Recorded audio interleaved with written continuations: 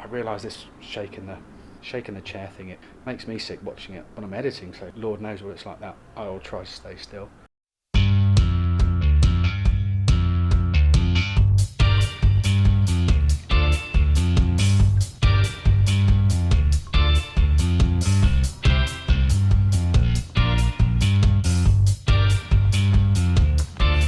Hello. Good morning. Morning. Welcome to episode 3. Sat down by the Quaggy River, little stream that runs behind our office here.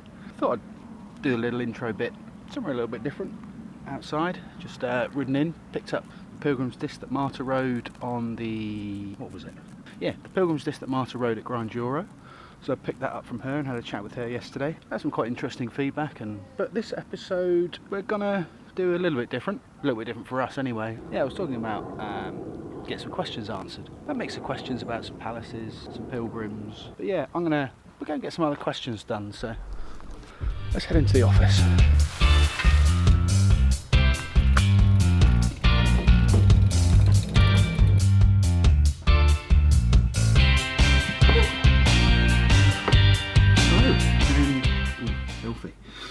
Hello and welcome back to episode something. 3, 4, yeah, episode 3 or 4. As you can see, different clothes from a minute ago, which was yesterday, day before, something like that.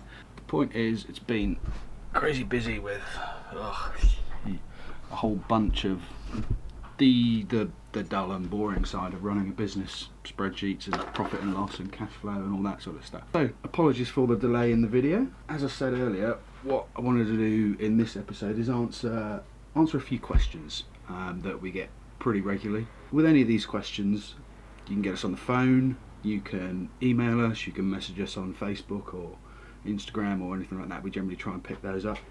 One of the things we've done is on the new website, we've taken all the old regularly asked questions and tried to get as much of that information up and readily available.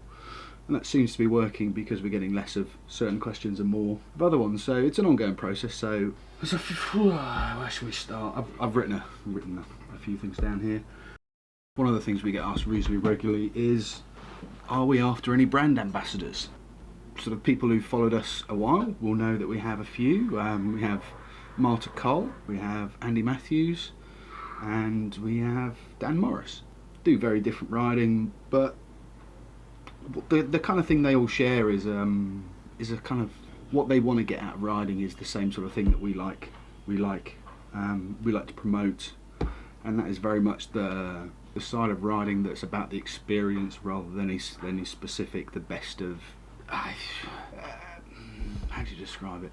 It's really easy to kind of explain in a sense that they get it, but anybody who's ever ridden with them will understand they have a kind of passion for the experience of riding rather than having to be a certain way or having to do a certain type of riding to be cool or having to do this or having to do that. Andy's done some racing, Dan's done some racing, Marta's just come third in her first ever race, so if she does more of that, she'll probably be very good at it because she kind of seems to be able to turn her hand to anything. But in the last year, Marta has done the Tap, she's done Grinduro, she's done long distance stuff, she's done racing, she rides regularly purely socially, and is very much into his kind of longer distance stuff at the moment. As I said before, he's raced previously, but last year he did a huge load of Audaxes and got his super Audax little badge, his embroidery badge thing.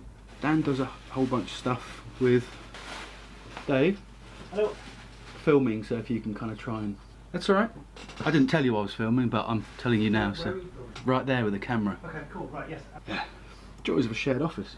Yeah, and Dan does a lot of lead rides in and around the kind of Midlands area and Warwickshire and that sort of area. So we're kind of always open to other brand ambassadors in other areas.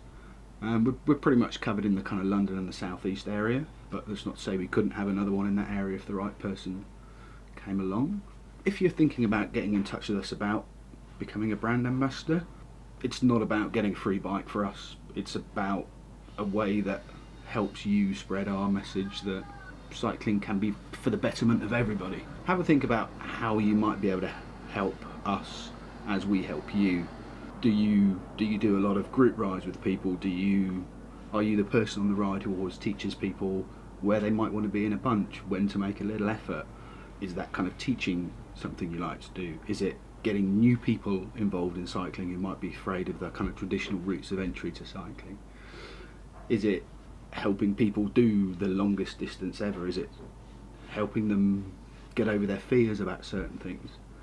We will be expanding this and kind of opening it up officially at some point, but we don't really have anybody in the southwest. We don't have anybody in the north. We don't have anybody in Scotland. And by the north, I'm aware that, you know, pretty much above Birmingham, we don't have anybody in the northeast, the northwest, Yorkshire, Lancashire, North Yorkshire, Durham, the Lakes. We don't have anybody in East Anglia. So there's a lot of sort of kind of geographical spread potentially available. So if you're in one of those areas and you think the sort of riding you do helps, if you're busy and kind of influential in some way on social media, be it on a wider scale or in your local area, that can be a thing. Sort of put some kind of proposal together, or get in touch and sort of lead the process. We may well end up with something on the website with some questions and sort of prompts as the sort of thing we're after for you. Maybe you're a brand ambassador for a clothing company and you want to kind of expand, and you can tell us what you've done or are doing with a clothing company, something like that. But so that's brand ambassadors. Another one is, what size do I get? Sizing is a pretty big thing. Generally it comes from two sides. I have a 56 centimeter tarmac SL or whatever. What size palace shall I get? Or it could be, I'm 5'11" with a 33-inch inseam. What size do I get? It could be, I'm 5 foot. Do you make a bike smaller? That sort of thing. The first thing I'd always say with this sort of stuff is do some research on what stack and reach means. We will be expanding our website to try and be somewhere you can go to learn that. At the moment, we haven't got a huge amount of there, so our sizing page just has some links to other places where we think there's good information at the moment. The thing that people often don't realise is sizing centres around the bottom bracket. The length of a tube here and there is in isolation a complete irrelevance to the sizing of the bike. So everything, where do you start? In some ways there's two parts of sizing. One is how the bike is fitting to you as a human being, and the other is how it affects how the bike is actually riding. So when it comes to sizing, what you've got to remember is that as a human you've got 3 points of contact on a bike. You've got the pedals, the seat and the handlebars, and how your body attaches to those three areas are what makes you comfortable on the bike. How those 3 points of contact sit in relation to the geometry of the frame and the centre of gravity of the bike and the balance, that is what will affect the handling of the bike. You always got to remember that there's two parts of it, and when it comes to what size do I need, you need to know what sort of riding you're planning to do eventually and what sort of thing you're going to use the bike for to work out one half of that, and the other part is to do with what size bike is going to fit how long your legs, torso and arms are. When it comes to the second half of this, the fitting your body to the bike, you've got to remember that how far your seat is behind the bottom bracket. So you've got the bottom bracket down here and the seat's up here and the seat angle goes between the two. How far your seat is behind the bottom bracket and how high it is to do with how long your legs are primarily, and how far back the seat is behind the bottom bracket, so how far it's slid on the rails. That's to do with the morphology of your legs and how long your femur is in relation to your, what's the femur equivalent of shin? Anyway, thighs and shin, that sort of, and the relationship between the two dictates that. That is something that is set by the shape of your body. You can't think that my bike's got a 56 centimetre top tube, if I buy one with a 55 I can just nudge the seat back a bit. The only thing you can do is extend the stem, because the setback of the seat should be set based on the shape of your body, which is why stack and reach works, because everything is a measurement in relation to the bottom bracket. So if the seat is set here, the only thing you need to do is work out how far forward and high the handlebars are over here, and that's the stack and the reach. from that. The length of the stem affects how quick the steering is, how high the stem is affects how much, as well as affecting how far you are bent over, it actually affects how much weight you have on the handlebar, which not only affects how much your arms hurt and how much weight goes through your shoulders, it affects how the bike handles, and how much weight you've got on the front wheel changes how it will go around a corner, because if you've got a lot of weight on it, you can put more weight and more pressure through the tyre, so you can corner a little bit more aggressively and actually understand what the bike is doing in your hands. If you don't have very much weight on the handlebar and you turn a corner, the front wheel can kind of wander off towards the outside of the corner because you can't get enough weight on it, because you can't bend down far enough, so you can't have like a 60-40 weight split. I'm sure this is really rambly. I guess it kind of it proves that there's enough within sizing that we will inevitably do a complete video on sizing, but hopefully it gives you a little bit to think about and a little bit of direction about where you can start and what you can compare and which bit of the geometry charts you really need to ignore and which bits you need to concentrate on. Leads us on to one kind of specific question. Probably easier to do like a physical demonstration, so have I got everything here? Yeah, we're gonna go outside for this one, so bear with me while we get a few things sorted out.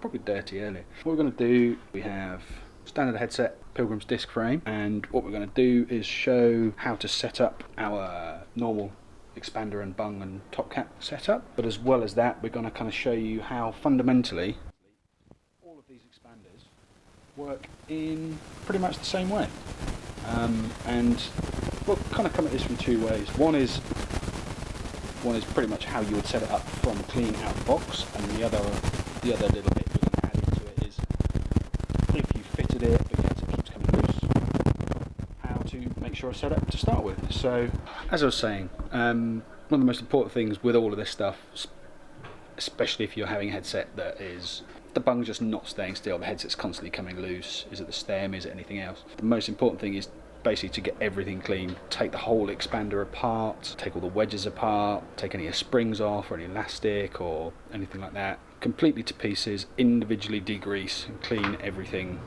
well, so grip paste, grease, anything like that. Any standard degreaser, we use some water soluble muck off.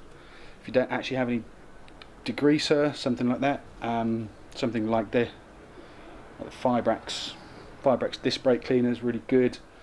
Obviously you're not going to be using too much, so you don't need to worry about it going everywhere, or using too much of it, but one of the other good things about disc brake cleaner is that it doesn't leave any residue at all, so you don't need to worry about it corrupting anything or contaminating any grease or other paste you've got on in the future. So disc brake cleaner might be a good thing to use in this scenario. Once everything's clean, you can then set about setting it up right from the beginning. So this is exactly the same scenario you would use if you were setting it up from new. So I'll just put this somewhere that I can talk and explain. So let's do that. Pretty much there's two halves. There's two halves to any expander. There's the bit that faces outwards, these three pieces. So you've got the outside faces on any of these expanders. This is an outside face, this is an outside face, this is an outside face, this big rubber bit here, these individual parts on that one, another smaller version, expander, spring. This is what I was talking about when I was saying that they all fundamentally work in pretty much the same way.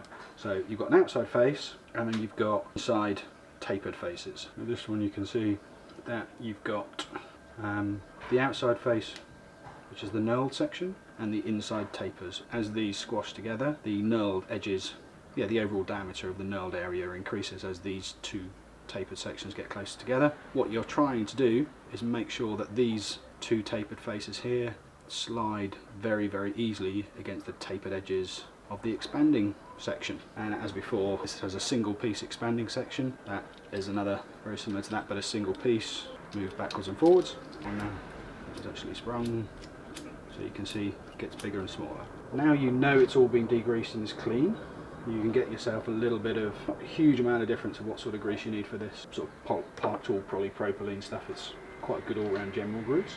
The only bits you need to grease are the faces that are sliding against each other. The outside face of that conical section, outside face of that conical section, and then the faces that move all of the individual pieces.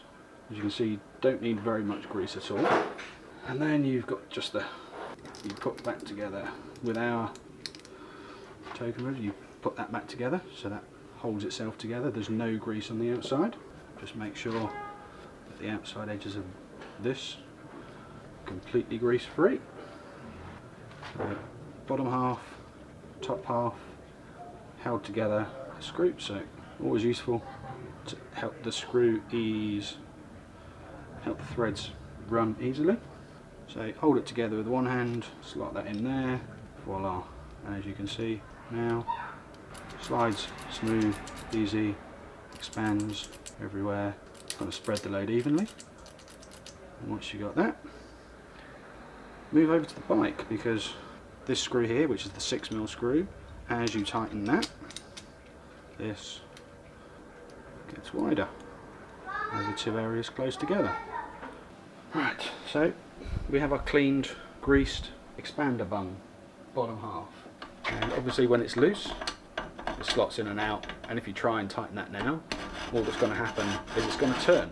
Because it moves easily and it's greased, as you tighten it, you can do it so it's almost, not quite nipping tight, but so like a semi-interference fit. But because that's now there, and as you turn this, there's a tiny bit of friction between the inside face of the steerer tube and the expander, tiny little finger tight nudge, and that's done.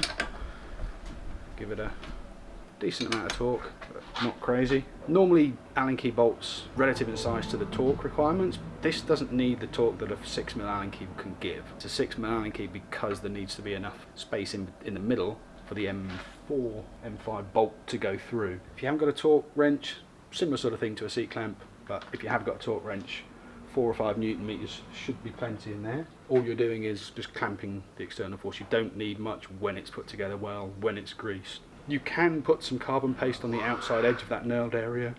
Never ever personally found the need to on any of the fork prototypes I've used or this production fork. Once that's in place, you can see it fits flush. A couple of headset spacers, stem on, and headset spacer.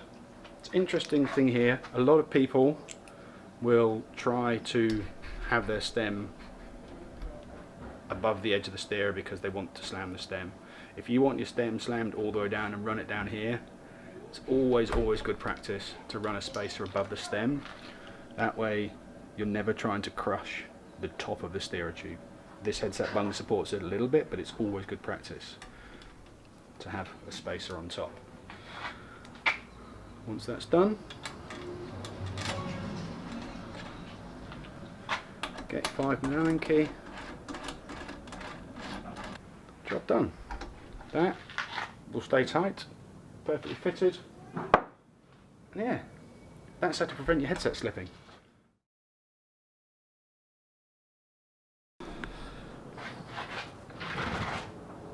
Yeah, I think that's done. Anyway, so that's all the questions this week. Done the headsets, done the bike, all set up there. I've already thought of a couple of other questions said earlier that we're going to expand on the sizing question. I'm going to do a specific question about tyre clearance and why is it such a insert profane descriptor here. But yeah, it's a nightmare, both from a consumer perspective, from a customer point of view, from a manufacturer's point of view. Nothing means what it says on the tin anymore. A 23C tyre doesn't always mean it's 23mm wide, same as a 25, same as a 20. There's so many variables. So I want to try and explain a little bit more about that. So the sizing one, there's tyre clearance one, and there's already another, on the list over there. I've already got quite a few more questions, but as I said at the start, if you have any other questions, please do put them in the description of the video. We can check them there. Email, social media messaging, on the phone. Human being, see us in person, ask us then.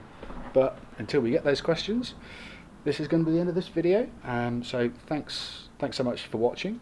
If you think this is going to be useful to anybody else, any other questions, please do point them towards it, give it a thumbs up, like it, subscribe if you want to see more, and I realise this shaking the chair thing, it makes me sick watching it when I'm editing, so Lord knows what it's like that. I'll try to stay still. Yeah, until next time, thanks for watching, and we'll see you then. Ta-da!